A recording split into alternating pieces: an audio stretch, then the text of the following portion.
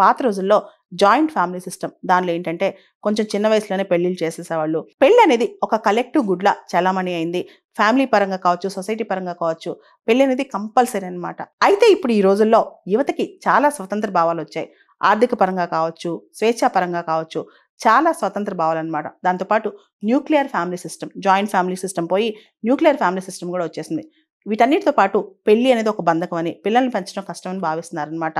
దీంతో స్వతంత్రంగా ఉంటే మన ఇష్టం వచ్చినట్టు బతకొచ్చు, మన చాయిసెస్ మనకుంటాయి, మన ఫ్రీడమ్స్ మనకుంటాయి. పెళ్లి అనేది ఒక బ్యాగేజ్ అని కూడా చాలామంది యువత ఫీల్ అవుతున్నారు. కానీ ఇక్కడ మనం అర్థం చేసుకోవాల్సింది, వివాహ వ్యవస్థ అనేది ఇద్దరు మనుషులు కలిసి ఉండటమే కాదు, ఒక ఎమోషనల్ బాండింగ్ కూడా. అంటే ఎమోషనల్ సపోర్ట్ కావచ్చు, లేదా కష్టాలు వచ్చినప్పుడు పంచుకోవడం కావచ్చు, హ్యాపీనెస్ వచ్చినప్పుడు పంచుకోవడం కావచ్చు. ఒక ఫ్యామిలీ వ్యవస్థ, కుటుంబాలు బాగుంటేనే ఊళ్ళు బాగుంటాయి, ఊళ్ళు బాగుంటేనే దేశం బాగుంటుంది అనమాట. ఇండియన్ కల్చర్లో కుటుంబ వ్యవస్థ అనేది చాలా బలంగా ఉన్న కల్చర్. అది ఎప్పటికీ అవుట్డేట్ అవ్వదు. మనకి వెస్ట్రన్ కల్చర్ వచ్చినా, లేదా లివ్ ఇన్ రిలేషన్షిప్స్ వచ్చినా, ఏదొచ్చినా సరే భారతదేశంలో మాత్రం వివాహానికి ఇంకా కూడా విలువ ఉందనే చెప్పాలి.